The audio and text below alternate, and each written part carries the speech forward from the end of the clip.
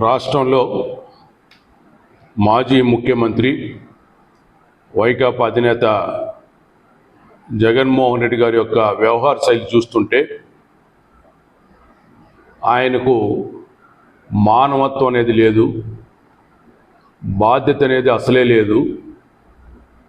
ఆయనదంతా కూడా రాజకీయ ఉన్మాదంగానే కనిపిస్తూ ఉంది.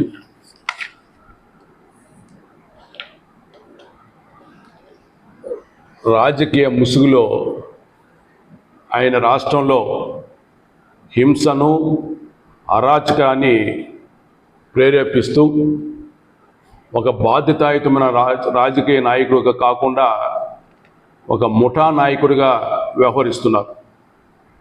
ఈరోజు ఆయన ఓదార్పు యాత్రలు, పరామర్శ యాత్రలు చూస్తుంటే అదేదో బల ప్రదర్శన చేసుకుంటూ వెళ్తూ రాష్ట్రంలో అరాచకాలను, అదేవిధంగా అశాంతిని, శాంతి భద్రతలను విఘాతం కల్పిస్తూ ఒక యుద్ధ వాతావరణం క్రియేట్ చేయడం కోసం వైకాపా శ్రేణులను ఉన్మాదులుగా మార్చి వారి దగ్గర హింసాత్మక సంఘటనలు చేయిస్తున్నారు. ఇవన్నీ కూడా ఒక పథకం ప్రకారమే చేస్తున్నారు. ఇటీవల పొదిలి పర్యటనలో వైకాపా గంజాయి బ్యాచ్, అదేవిధంగా రౌడీ మూకలు ఏ విధంగా మహిళలపైన అల్లర్లు చేశారో మనం చూసాం.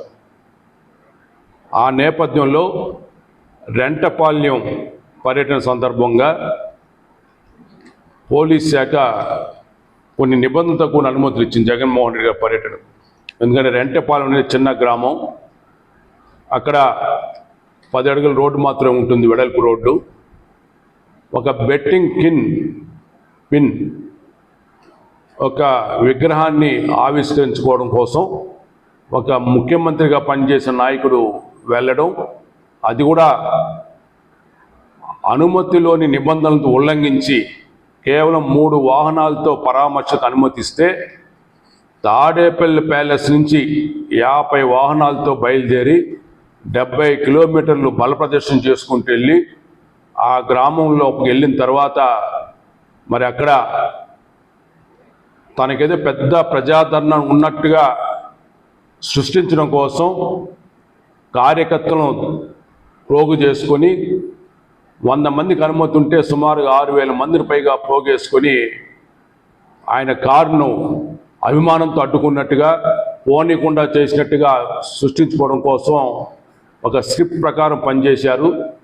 మరి అప్పుడు తన వాహనం త్రొక్కి ఒక వైకాపా సానుభూతుడు వృద్ధుడు చనిపోతే ఏమాత్రం పట్టించుకోకుండా, మానవత్వం లేకుండా, పరామర్శించకుండా అతను హాస్పిటల్ తీసుకెళ్ళే ప్రయత్నం చేయకుండా పక్కకు లాగేసి మరి బల ప్రదర్శన చేసుకుంటూ వెళ్ళడం, మరొక ప్రాణాన్ని అక్కడ బలిగా అవడం, ఆ ట్రాఫిక్లో చిక్కుని అంబులెన్స్ సకాలంలో చేరలేకుండా మరొక యువకుడు చనిపోవడం. అంటే ఆయన రెంటపాలెం పర్యటనలో 3 ప్రాణాలను బలి తీసుకున్నాడు. ఆయన కూడా ఏమాత్రం మానవత్వం లేకుండా, కనీసం వారిని పరామర్శించకుండా, వారిని హాస్పిటల్కి తీసుకునే ప్రయత్నం చేయకుండా ఆయన కార్యక్రమాన్ని కొనసాగించారంటే ఆయనకి ఏమాత్రం మానవత్వం అనేది ఒకసారి మనం ఆలోచన చేసుకోవాల్సిన అవసరం ఎంత ఉంది. ఇలాంటి వ్యక్తులు రాజకీయాల్లో చాలా ప్రమాదకరమైన వ్యక్తులు. జగన్మోహన్ రెడ్డి లాంటి వాళ్ళు ప్రతిపక్షం ఉన్నా, అధికార పక్షం ఉన్నా కూడా రాష్ట్రానికి ప్రజలు చాలా ప్రమాదకంగా తయారవుతున్నారు. దీన్ని మనం అంతా కూడా గమనించాల్సిన అవసరం ఎంత ఉంది.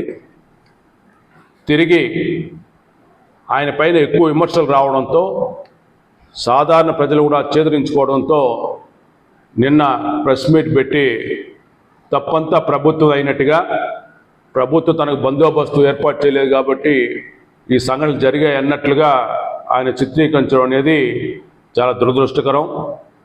మీకు ఇచ్చిన అనుమతులను ఉల్లంఘించి అత్యంత బాధ్యతారహితంగా ప్రవర్తించి అశాంతిని, అహింసను పక్కన పెట్టుకుంటూ ఈరోజు మీరు కేవలం అరాచకం సృష్టించడం కోసమే మరి అక్కడికి వెళ్ళినట్లుగా మీరు అక్కడ ప్రయాణం చేశారు. తిరిగి గవర్నమెంట్ పైన మీరు విమర్శలు చేయడం అనేది మంచి పద్ధతి కాదు. మీకు ఏమాత్రం కూడా మానవత్వం లేదనేది మరోసారి నిరూపించుకున్నారు. కేవలం మీ ప్రచారం కోసం, మీ బల ప్రదర్శన కోసం మీ పార్టీ కార్యకర్తలను కూడా బలి తీసుకునే నాయకుడు ఒక నాయకుడేనా అని చెప్పి మేము ప్రశ్నిస్తూ ఉన్నాం. దయచేసి వైకాపా నాయకులు కానీ వైకాపా కార్యకర్తలు కూడా ఒకసారి జగన్మోహన్ రెడ్డి యొక్క వ్యవహార శైలిని అర్థం చేసుకోవాల్సిన అవసరం ఎంత ఉంది. ఇలాంటి వ్యక్తులను ప్రోత్సహిస్తే భవిష్యత్తులో రాష్ట్రం చాలా ఇబ్బందికర పరిస్థితులు వస్తాయి, తీవ్రంగా నష్టపోయే ప్రమాదం ఉంది. కాబట్టి దయచేసి ప్రజలంతా కూడా జగన్మోహన్ రెడ్డి యొక్క అరాచకతత్వాన్ని ఒకసారి గుర్తు చేసుకొని భవిష్యత్తులో ఆయనకు మళ్ళీ రాష్ట్రం అధికారం ఇచ్చే అవకాశం లేకుండా చేయాలని, ఆయన రాజకీయంగా బహిష్కరించాలని కూడా ఈ సందర్భంగా రాష్ట్ర ప్రజలకు మేము మనవి చేసుకుంటున్నాం.